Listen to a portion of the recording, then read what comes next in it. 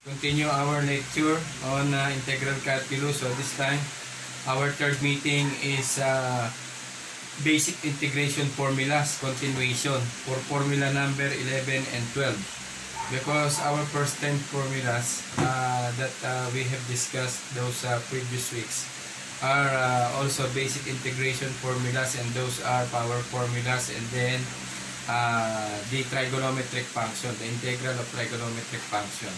So for formula number 11, I'll give you already a copy on our GC. The integral of du over a square plus u square equals 1 over a arc tan u all over a plus c. For number 12, the integral of du over square root of a square minus u square is equal to arc sin u over a plus c. And then for formula number 13, the integral of du over u quantity square root of u square minus a square is equal to 1 over a arc secant u over a plus c. So let's solve our problem here. Example number 1. The integral of dx over x squared plus 9. So here, this is also equal to the integral of dx over 9 plus x squared. So x squared plus 9 is also equal to 9 plus x squared. So here, a square is equal to 9 and a is equal to 3. And our u square is equal to x square. So u is equal to x and du is equal to dx. So this is in a form of the integral of du over a square plus u square. And what is that? From our formula, that is 1 all over a. That is arc tangent of u over a plus c. So, substitute, we have 1 over, ano yung a natin? 3.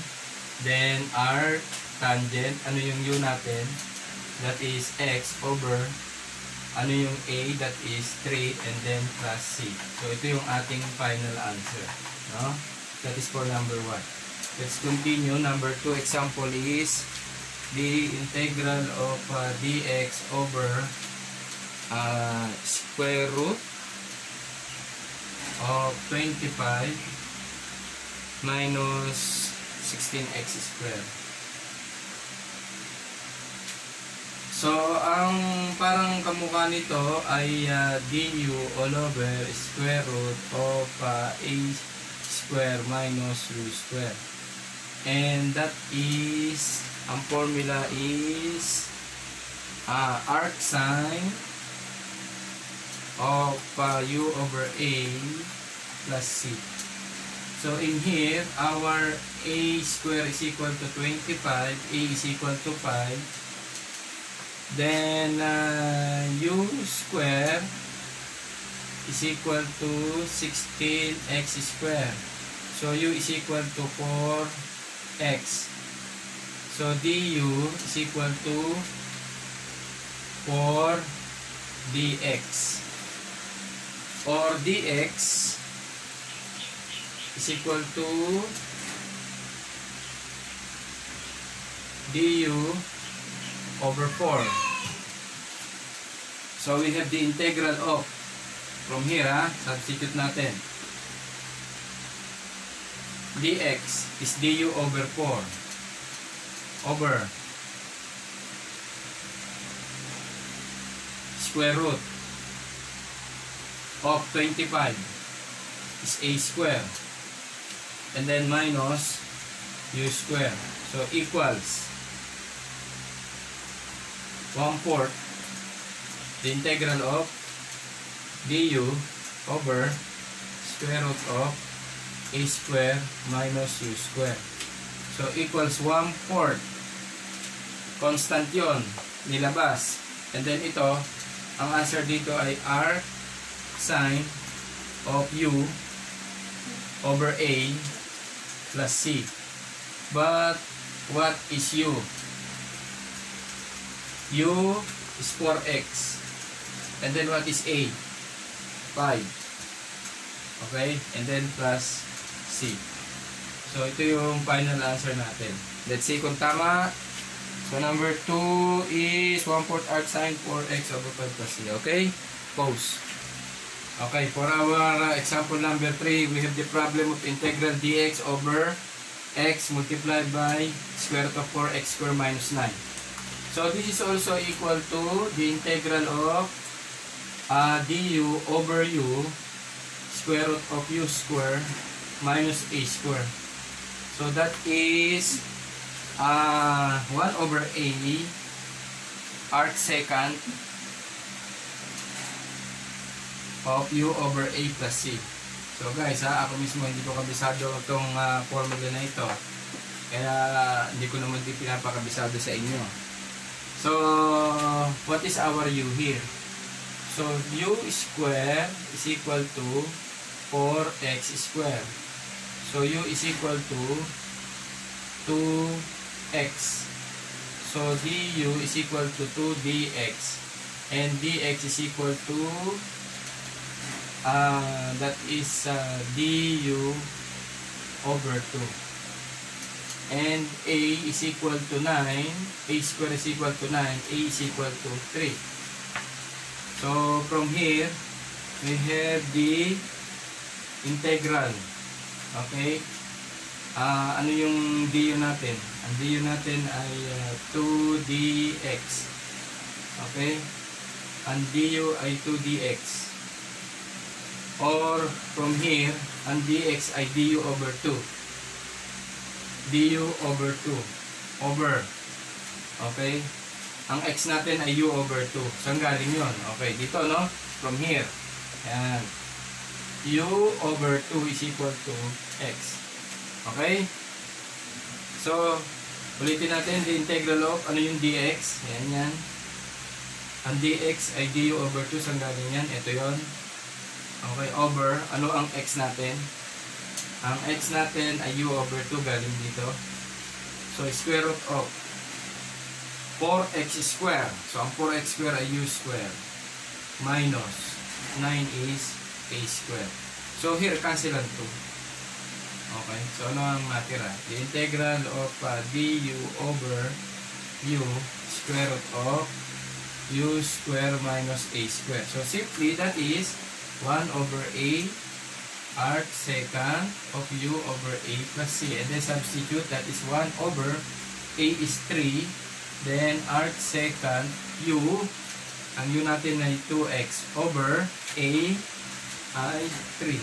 And then plus c. So ito yung final answer natin. Let's check kung tama. Number 3, 1/3 arc secant 2x over 3 plus c. Okay.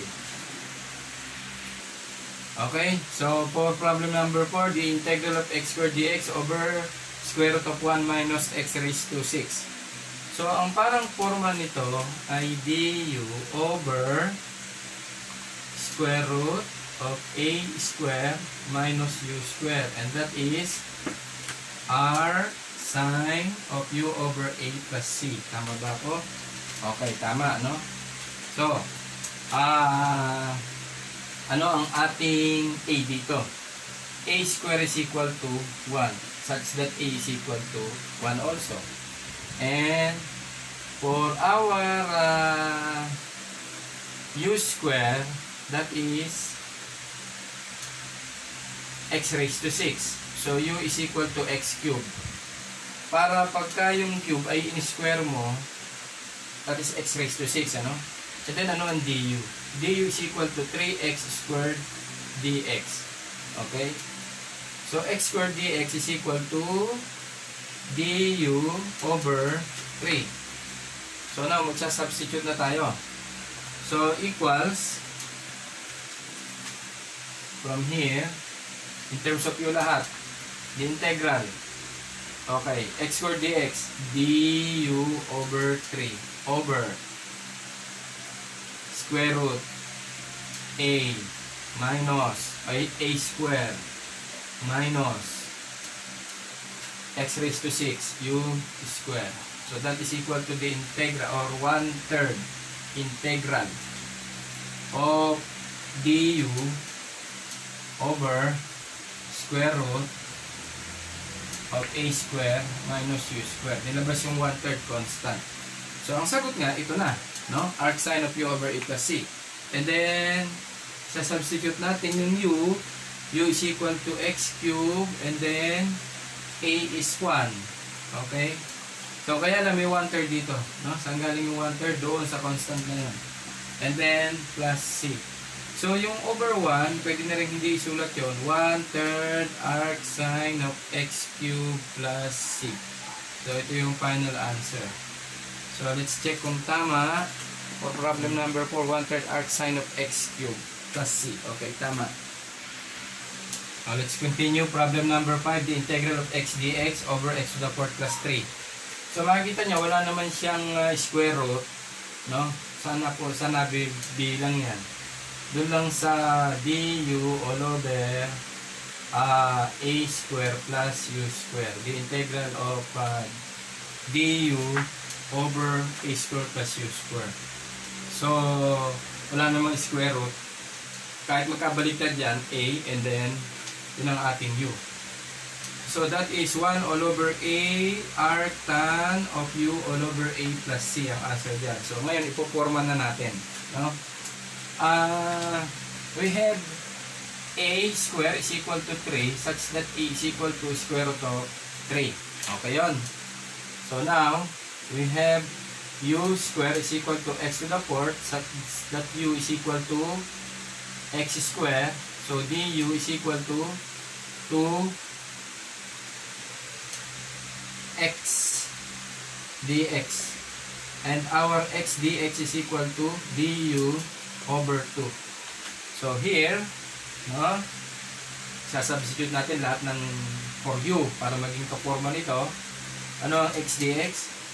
The integral of du over 2 over x to the 4th is u square plus a square. Okay? So that is now equal to 1/2 integral of du over u square plus a square is equal to 1/2 and then times 1 over a arc tan of u over a plus c. So ito yung formula nito, no? Kaya na may 1/2 doon, kaya nandun. So, 1/2 times 1 over a is square root of 3. And then, arc tan u is x square over a is square root of 3 plus c. So, equals 1 over 2 square root of 3. Then, arc tan of x square over square root of 3 plus c. Yan ang ating final answer na ibabox. Let's see kung tama. For number 5, that is 1 over 2 square root of 3 and then arc tan of x square over square root of 3 plus c. Tama. Okay? Okay. In our problem number 6, the integral of dx over x square root of x to the 4th minus 1. So here, obviously, yung meron lang tayong square root of x to the 4th minus 1 at saka merong variable sa labas ay 1 over a, that is arc secant of u over a plus c, no? So, tingnan natin kung paano ang solution natin dito. So, here, a square is equal to 1, so a is equal to 1. So, next is u square is equal to x square. So, x square is equal to x to the 4. And then u is equal to x square. So, du is equal to 2x dx. Okay. Wala tayong makikitang x dx dyan, ano? Tapos, meron pang x doon. Eh, yung x natin ay, pag in-x mo to, magiging square root of u pa yan. So, magkakaroon tayo ng tinatawag na multiplying factor. Ano? Paano ba yun? Kailangang ihanap natin ng ganitong forma yan. So, that is x. Paano yun? Pag minultiply natin ito lahat sa x, we have the integral of x dx over x square and then square root of x to the 4th minus 1. Ayan. Paano nga ulit? Bakit multiplying factor ay x? multiply natin yung x, yung dx sa x at saka yung sa denominator. Numerator sa x at saka denominator sa x. Bakit? Pag kinansel mo yan, babalik ka doon sa original. So that is also equal to 1. So from here, x dx is equal to du over 2. Para maging forma ngayon ito ay integral x dx, no? Ano ang x dx? Du over 2. And then over, ano ngayon yung x square mo? U. And then square root of u square minus a square. So we have 1/2 integral of du over square root of, nawala yung u, lagyan natin. 1/2 integral of du over u multiply by square root of u square minus a square. So the answer is 1 over a. Kaya lang meron tayong 1/2 doon times 1 over a. Okay, 1/2. And then formula 1 over a arc secant of u over a plus c. So that is 1/2 times 1 over 1 ng a. And then arc secant of u. U is x squared over 1 and then plus c. So that is 1/2 arc secant of x square plus c. So ito yung ating final answer. Titingnan natin kung tama for problem number 6. Problem number 6, 1/2 arc secant x square plus c. Tama. Okay? Okay, for problem number 7, the integral of x plus 3 quantity dx divided by square root of 1 minus x square. In this problem, hindi basta pwede masolve yan kasi because of this x plus 3. Halimbawa, without 3, x dx, 1 minus x square, baka pwede pa yon. Or 3 dx over square root of 1 minus x square. So, dalawang term yan. So, pwede natin paghiwalayin yan as the integral of x dx over square root of 1 minus x square and then plus 3 integral dx over square root 1 minus x square.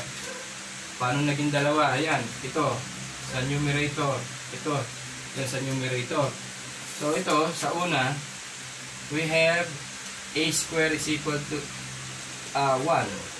So a is equal to 1 also, and u square is equal to a square. U square is equal to x square. So u is equal to x. So du is equal to dx. Okay? So dito naman sa kabila, a square is equal to 1, a is equal to 1. Ganun din, ano?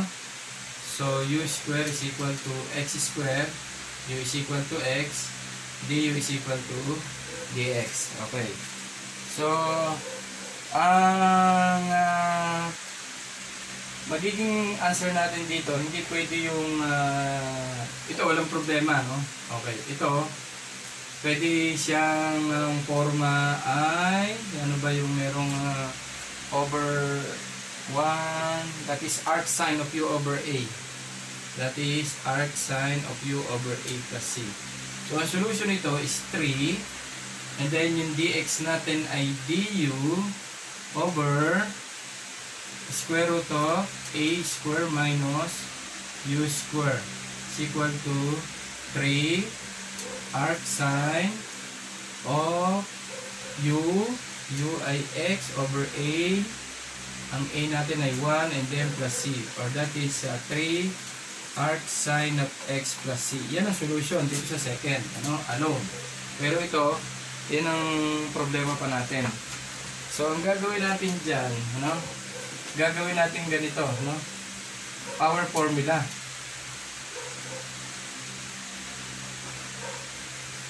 Ano ang power formula? U is equal to 1 minus x square and then 1/2. Okay? So, ano ang du? Du is equal to 1/2 and then 1 minus x square. 1/2 minus 1 is negative 1/2. And then, multiply pa nun ay 2x. Chain rule yan, ha? Sa derivative. Basta, 1/2 and then minus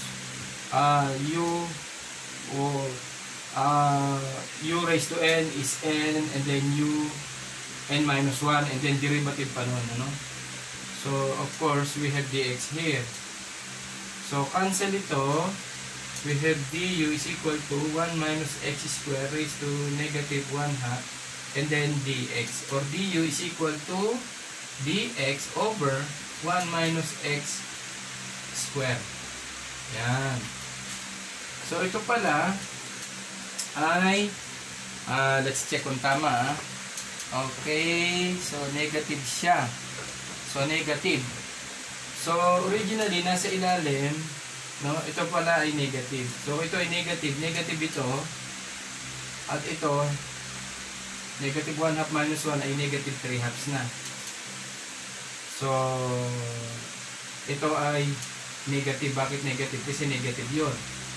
So, times negative 2x dx. So, dito, cancel din yung 2. Kaya lang magiging positive na. Okay. So, ito ay negative 3/2. Okay. So, kung negative 3/2 yan, dadalhin sa ilalim. Yan. Okay. So, tingnan natin kung tama. No? Du 1 minus x squared. So, du. Pinahirapan natin, pero pwede nating simplify. Ganito na lang. Power formula. Para mas madali. Ang ang y na lang natin, no? Y is equal to 1 minus x squared such that dy is equal to negative 2x and then dx. So, x dx is equal to dy over negative 2. Yan. Okay. So,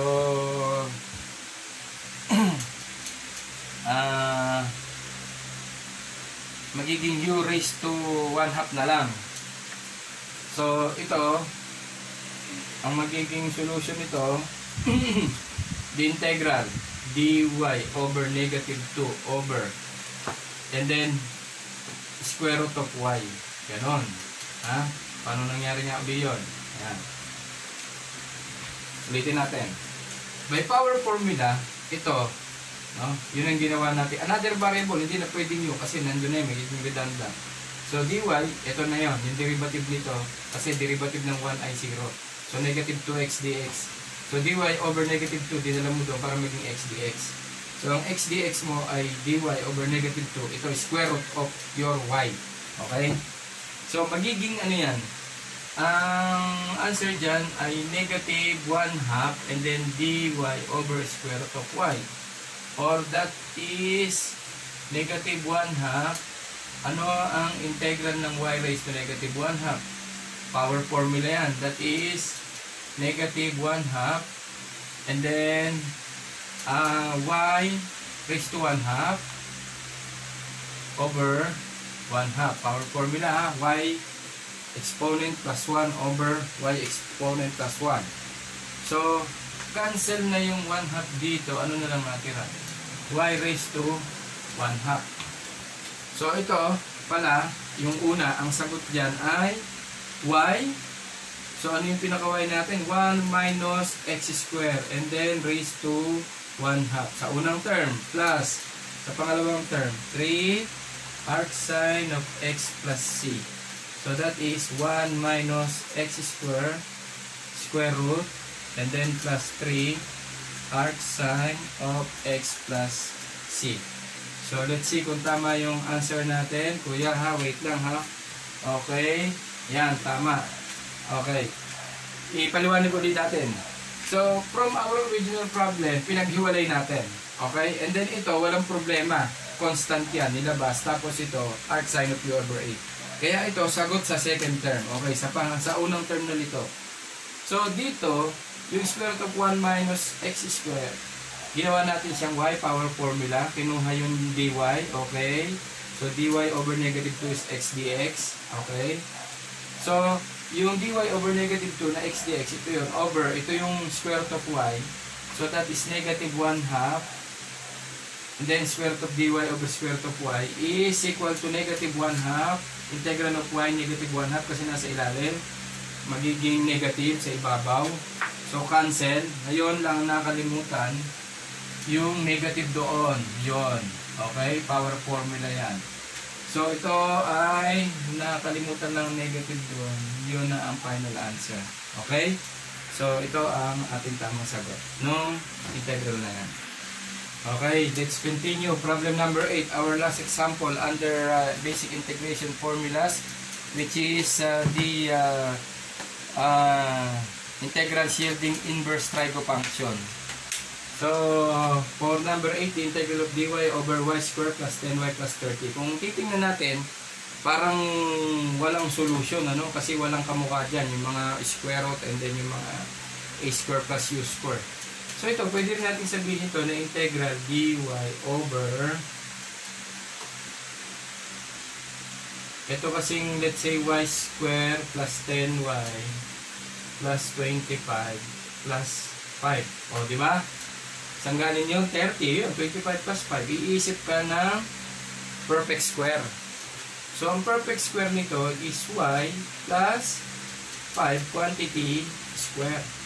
O, kaya pag in-expand mo, ha? Expansion of binomial plus y square plus 10y plus 25. So, ito ay y plus 5 square plus 5. So, ito pala, y plus 5 quantity square plus 5 ay y square plus 10y plus 30.